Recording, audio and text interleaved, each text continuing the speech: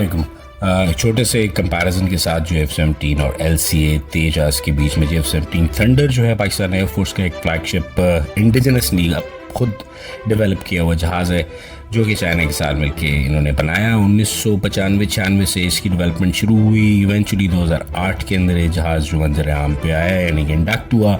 2003-04 में इसकी FIC यानी कि इनिशियल फ़्लाइट्स हुई थी और पाकिस्तान एयरफोर्स ने इसको अपने फाइटर स्क्वाड्रन में इंडक्ट करना शुरू किया। एक बहुत केपेबल प्लेटफॉर्म है और चाइना के साथ पाकिस्तान एरोनॉटिकल कॉम्प्लेक्स ने मिलकर डिज़ाइन किया है, बनाया है। तकरीबन 50-60% पाकिस्तान में बनता है, कुछ चीज़ें बाहर से आती हैं जिसमें इंजन और रेडार शामिल हैं और तकरीबन 140 के करीब, ये 50 के करीब जहाज़ बन चुके हैं और भी 30-40 और बनेंगे। मार्क 1, मार्क 2 और मार्क 3 तीन वर्जन्स के अंदर और latest is 3।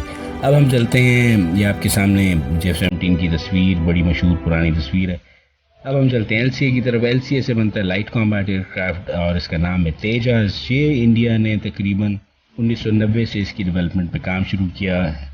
Hindustan aeronautical limited जो है वो इसके पीछे है, डार्डो भी इसके पीछे है। इन्होंने इंडिजिनसली इसको डेवलप किया, इसका डिज़ाइन किया और फिर कोलैबोरेशन के साथ कुछ इजरायली कोलैबोरेशन, कुछ अमेरिकन कोलैबोरेशन और कुछ यूरोपियन कोलैबोरेशन और रशियन भी ये जहाज़ इवेंचुअली बन गया। तकरीबन 40 जहाज़ ये बन चुके और इंडियन एयरफोर्स के 2 स्क्वाड्स के अंदर है। इसका नेवल वर्जन भी आ गया है और ये बड़ी पोर्टेंट मशीन है और काफ़ी केपेबल एयरक्राफ्ट है और इंडियन एयरफोर्स का प्राइड यह है, इसके मतलब कहा जा सकता है। तो अब हम एक अदद इसका ना आपस में कंपैरिजन करेंगे हेड टू हेड और उसके अंदर हम देखेंगे कि अगर हम ऑन ग्राउंड पेपर के ऊपर इसको देखें तो कैसे हैं। जनरल कैरेक्टरिस्टिक्स में देखें, दोनों जहाज़ों के अंदर 1 या 2 पायलट भी बैठ सकते हैं। जो ट्रेनिंग वर्जन होता है उसमें 2 पायलट्स बैठ जाते हैं। साइज़ इनका मीडियम से लाइट कैटेगरी के अंदर आते हैं, बहुत बड़े जहाज़ नहीं है। F-16 से थोड़े से छोटे आप कर लें और मिराज से भी थोड़े से छोटे जहाज़ कर लें। दोनों तकरीबन ठीक ठाक जो है ना फ्यूल कैरी कर लेते हैं और टेक ऑफ वेट दोनों का तकरीबन एक जितना है। हालांकि अगर देखा जाए तो F-17 LCA के मुकाबले में थोड़ा सा भारी है, इसलिए मुझे लगता है कि LCA का जो पेलोड है ना, यानी कि जो वो उठा सकता है चीज़ें, वो F-17 से थोड़ी सी वज़न में ज़्यादा होंगी। अगर आप परफॉर्मेंस की तरफ आ जाएं तो दोनों की स्पीड तकरीबन एक जितनी है। दोनों माक यानी कि आवाज़ की स्पीड से तकरीबन 1.5 गुना तेज़ उड़ सकते हैं। रेंज LCA की थोड़ी सी ज़्यादा है। कॉम्बैट रेंज दोनों की तकरीबन एक जितनी। हाँ, जीज यानी कि जो पायलट खींचते हैं उनके ऊपर जी फोर्स पड़ती है, उसमें LCA जीतता है। +9 और -3.5। थ्रस्ट टू वेट के अंदर F-17 को थोड़ा सा एज हासिल है, लेकिन LCA चूँकि थोड़ा सा हल्का है लिहाजा ये एज तकरीबन न्यूट्रल हो जाता है।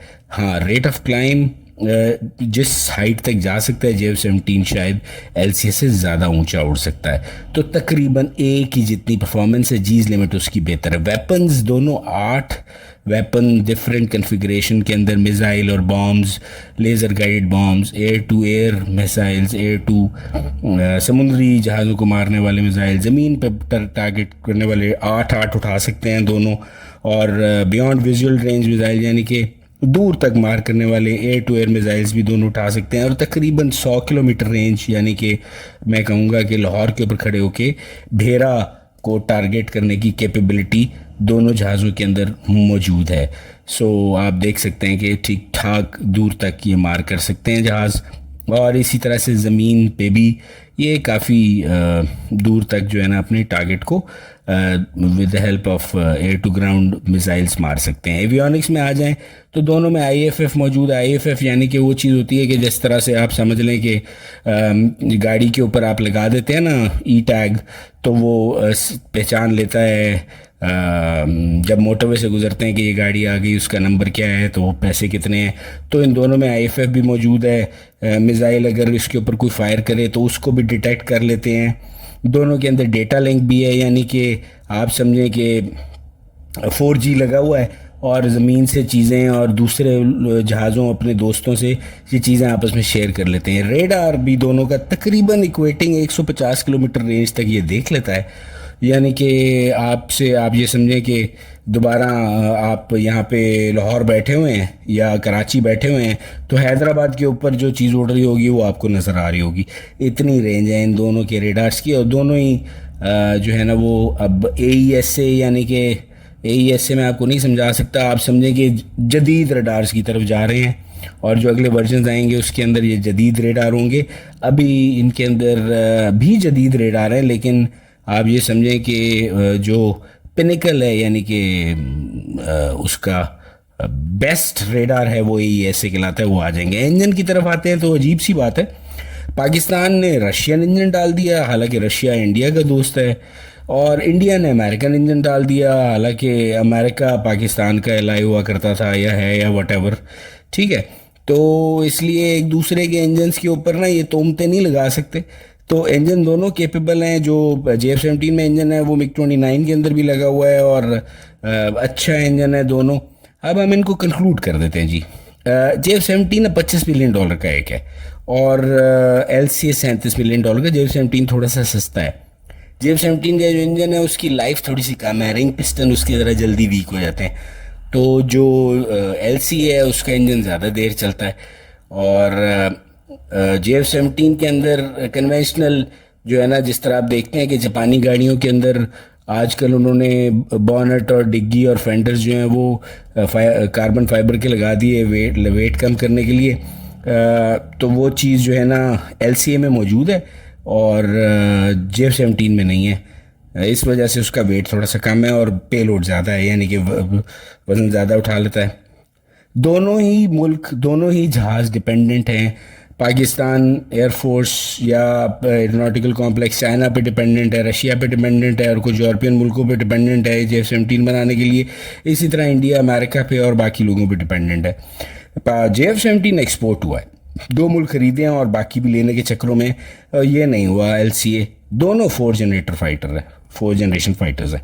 अब हम बात कर लेते हैं कॉम्बैट।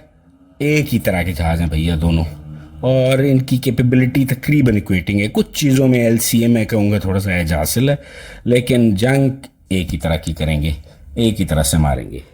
Thank you. एक चीज़ समझने की यहाँ पे ज़रूरत है कि ये आप समझें कि अगर हम J10 को या राफेल को होंडा सिविक और टोयोटा करोला ग्रैंडी कंसिडर करें ना, तो ये दोनों जहाज़ यारिस और सिटी की कैटेगरी के हैं। आपको मेरी बात समझ आ रही है? तो उस कैटेगरी के अंदर एक दूसरे के साथ जब हेड टू हेड हैं, तकरीबन एक दूसरे को बिल्कुल इक्वेट कर रहे हैं, और दोनों ही जहाज़ अमेजिंग हैं, सुपर्ब हैं। स्पेशली अगर ये समझा जाए कि third world countries like Pakistan या इंडिया ने डेवलप किए हैं, तो ये बहुत बड़ी अचीवमेंट है, दोनों के लिए बहुत बड़ी अचीवमेंट है। और इनका सबसे बड़ा फ़ायदा ये है कि अपने हैं तो अच्छे हैं, ख़राब हो जाएं, टूट जाएं, गिर जाएं, तो हम इनको रिप्लेस कर सकते हैं। बाकियों के लिए फिर लोगों की मिन्नतें तरले करने पड़ेंगे। Thank you.